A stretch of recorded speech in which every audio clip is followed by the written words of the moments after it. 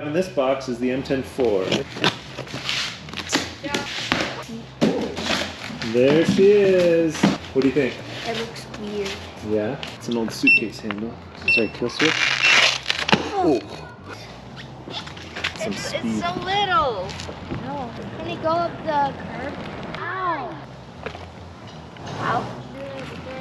What's up guys, Jimmy Chang here with Andrew from Freshly Charged, and today we've got a freshly charged device. It's the Begode Mten4, and in this video we're going to talk about why Andrew prefers this and why I actually prefer the Mten3. So let's get started. The Begode Mten4 is the update to the Mten3, which was actually really popular. The Mten4 has some big upgrades, some questionable upgrades. Andrew, tell us about this EUC. It's 11-inch tires, so slightly bigger than the M10, a pretty big battery of 750 watt hours, 5,000 lumen light up front, a kickstand, metal pedals. It's pretty good for going into crowded areas. I was riding around at the Colorado Avalanche Championship banner raising pre-party for the hockey team that just won last year, and it was really crowded. Super fun and nimble to ride around there. All right, let's talk about this Mten4 from top to bottom. A suitcase handle, no trolley handle, the display in the front. This really cool tail light in the rear. It's directional depending on what way you're going. As you can see, if we're turning left, starts moving left. If we're turning right, starts moving right. Kickstand in the rear, 11-inch knobby tire. Metal pedals. Yuko did add some Velcro to this so we could have some pads. Pads are fun for if you're jumping off of curbs so you can get locked in. Then the flat sides are padded too, right? So there's some cushioning, some pad on the sides, albeit still not super comfortable. It's a small wheel, and so a lot of the weight is being pinched right here, and it's right onto my shin. It hurts.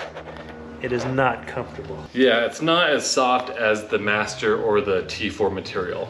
It's a lot more rigid and stiff. And I didn't even realize it was soft because it just hurts my leg, so that's the first time that I ever noticed that. And then you have a 5,000 lumen light in the front. Let's go ahead and turn that on. And when they say 5,000 lumens, I think they're full of it. Yeah. It's a big light, but it's not super bright. One of the advantages to this light, you can pivot this light. We have this plastic up top. It's a translucent, smoky plastic. But you can still look inside to see the quality craftsmanship underneath. It's like a briefcase style handle. It doesn't seem super durable. I can see this ripping off, especially if you're carrying this around a lot, but it's gonna be easy to replace if it does break. 6 screws pretty much holds this in place. So 1, 2, 3, 4, 5, 6. Even though they've followed that same form factor as the Master, the problem is this here, underneath this padding is 2 pieces of aluminum, sheet aluminum, that's not very wide on either side, and it can get bent, especially given the fact that this electric unicycle is top heavy. Up top, your battery and your computer brains sit, as well as this light. That's going to have to be reinforced in future batches, just because a little EUC like this, it's meant to take a beating. I mean, this really did take a beating.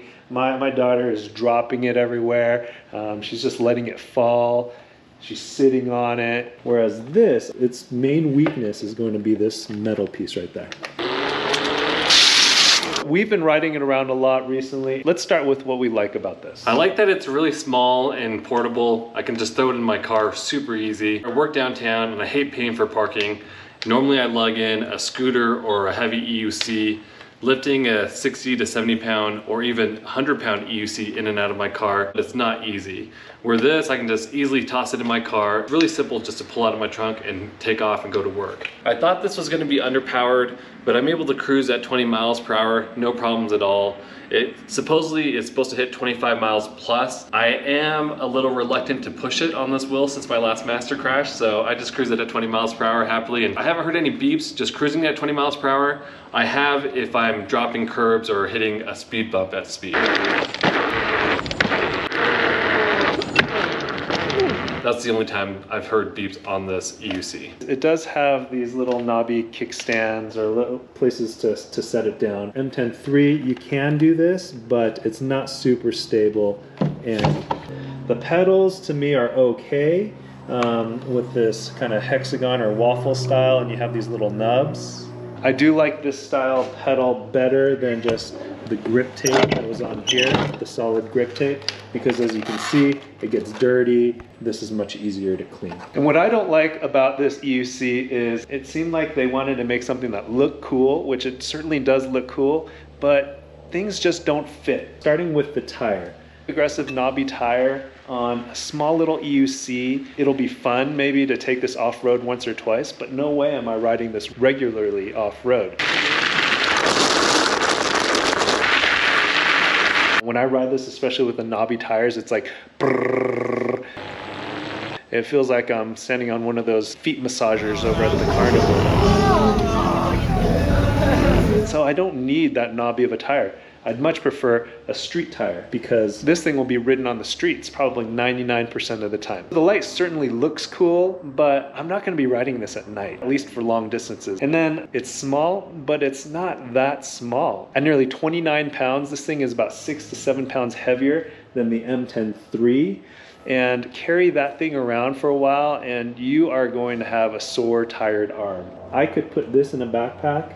This one is going to be a little bit more of a challenge to put in the backpack because of its size. And then lastly, the cost. This thing is not that cheap. For $1,099, it's actually quite expensive for what you're getting. And I understand a lot of it is inflation and supply chain issues because I got my Mten4 2 years ago for $650, $1,099.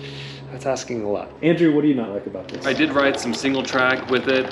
The knobby tire holds well, but I'm not really looking to ride this on single track. I just did it for the video purposes. I have tried this with the street tire and this is sweet with the street tire. Riding this off-road, it's just gonna be a novelty. If you're going really off-roading, then you're gonna take an EUC that's supposed to be meant for off-roading. If you're gonna ride an EUC at night, you're gonna ride an EUC that's a little more powerful, a little more safe.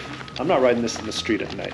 Yeah, you can ride single track, but like smooth single track. I was in some packed wood chips and this thing just sank and I just flung forward on it.